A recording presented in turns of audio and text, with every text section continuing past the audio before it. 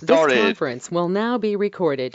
All right, as always, everything we're going to be talking about today is for educational purposes only, and nothing is intended as any type of investment advice. All right, so overall, I don't care what happened for the rest of the day or anything else. I mean, does it get any easier than SQ? we we knew what we were expecting, okay? And we talked about perfect case scenarios within our trades and really where we're looking for our pull-ups to go and where we're ready for it. We had, I mean, just absolutely phenomenal selling down here at 77.50. The stock pulled up, beautiful ask prints at 8, trigger down, and boom, that's basically all she wrote. Now, would you still be holding it for the entire day? Probably not. Unless you had a runner, you'd be kind of smart, because one of the things that we understand is that once a stock comes from earnings, it's going to more than likely, especially if it's a highly traded stock, going to end up being an exception within the way it moves. And that's exactly what happened. But worst case scenario, and I mean absolutely worst case scenario, the stock after our trigger just went just straight down to 77.50. Okay, right where our selling was. So we know at that point we're going to have market makers that were there working the stock the entire morning. We know we're going to see some movement.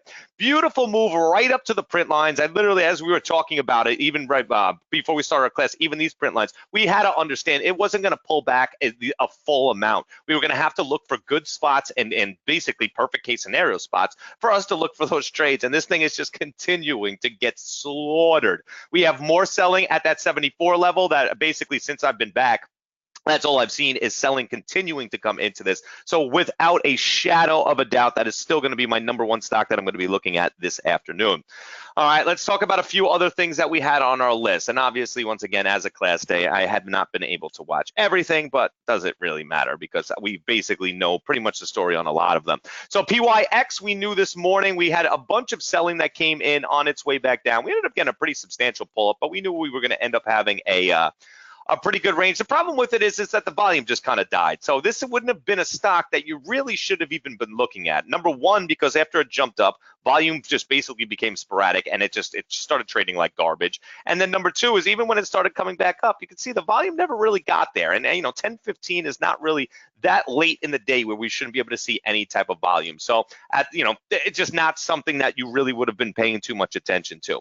WYNN, this was another one from 9:30 to 10 when I was basically looking at it. I wasn't a huge fan. There was a few prints here and there, but it's just an ugly trade. We knew it would have a big range, $5.28. It did exactly everything that we were expecting from it, from what we talked about in our morning meeting. It's just, it just didn't really, I mean, there's just better stuff to be looking at. If you have better stuff out there, there's no reason to be focusing on something that just really isn't trading the way that you would like it to. Okay, Roku's still getting slammed, and I just saw coming into here, and I hope it lets me show. Okay, so look at the prints that we just got into Roku. So you could see 47.65, beautiful prints. We have 47.50 bid prints coming in. So this thing is still showing us that we're going to have more room down underneath that 47.50 level. So I like Roku a lot still coming into the afternoon. It could pick up its volume a little bit, but at the same time, we're probably going to see everything being slow until we get to the Fed meeting at 2 o'clock. At 2 o'clock, we should definitely see an increase in volume start to kind of push into these things.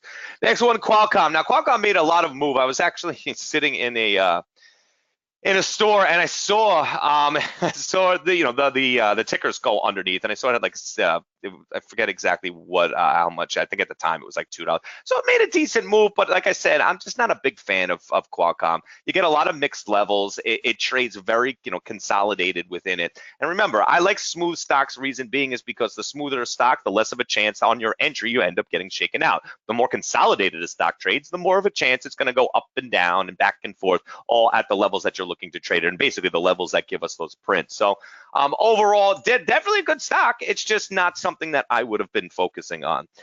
So I have one stock that I'm looking at coming in this afternoon is NVLN, and of course the second my whole reason that we were going to be putting this on our side list was the fact that it was holding this consolidation right here. So really, at the end of the day, what I'm looking for it to do is hold this trigger right here.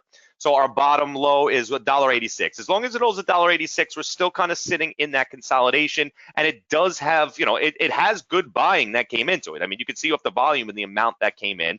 It certainly has the money there, but with these cheaper stocks, you know what? They get killed. They get their 5 minutes of fame and they just die out. And that's one thing that you have to worry about when you have these.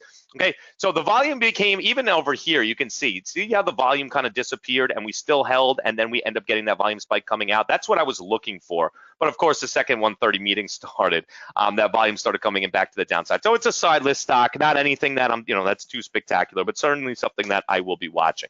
So a few other things that I want to look at. Number one is Facebook. So Facebook this morning had absolutely phenomenal prints that came in at 148 on the bid side as we were coming back down. So did it technically pull up above 148? It did, but the amount of prints that we saw on it, just not even close to the amount that I'd be looking for. I did not see what happened here at 11:30. I'm gonna have to assume we got some ask prints just based off the way that it looked, and maybe bid prints on the way down. I'm not sure. I'm gonna have to go and look back on that. But overall, I really frankly don't even care, because it's a prints at 148 that came back here that still has not pulled up as much as that I'm expecting it to. That I'm going to be looking for this thing to get some type of upward movement, and more than likely we'll end up seeing that at that 2 o'clock point. TLRY. So we talked about this yesterday. We had a phenomenal up movement in it, and it has to come back down below 110. It's on its way. I mean, there's nothing better, nothing easy.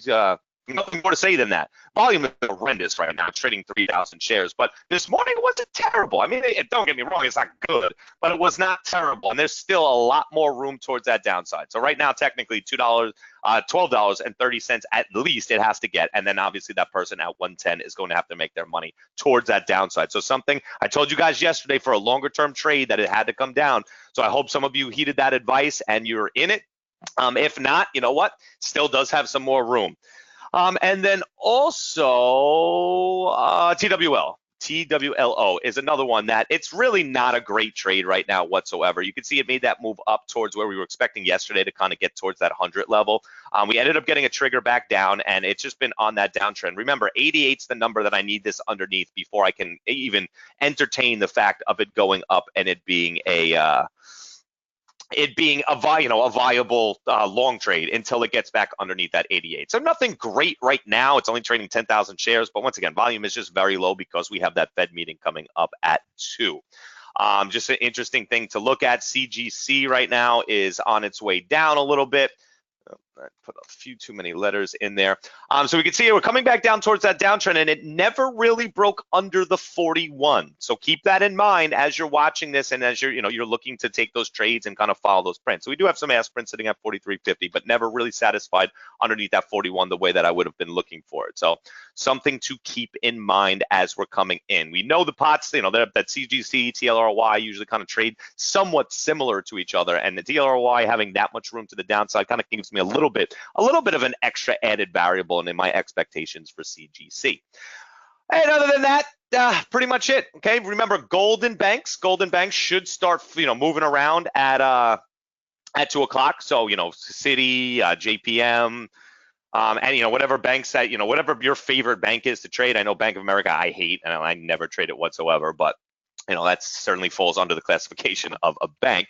And then also gold, your nuggets, your dust, pick your favorite gold stock, whatever it is, because we usually are going to see, not usually, we almost always after a Fed meeting will get some type of real good volatility that comes into them. But at the same time, the everyday stocks, we should see that as well.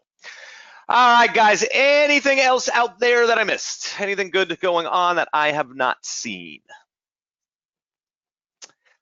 Nope. All right, beautiful. So let's get ready for the afternoon. 2 o'clock should get real interesting. We have about 20 minutes until we get to that point.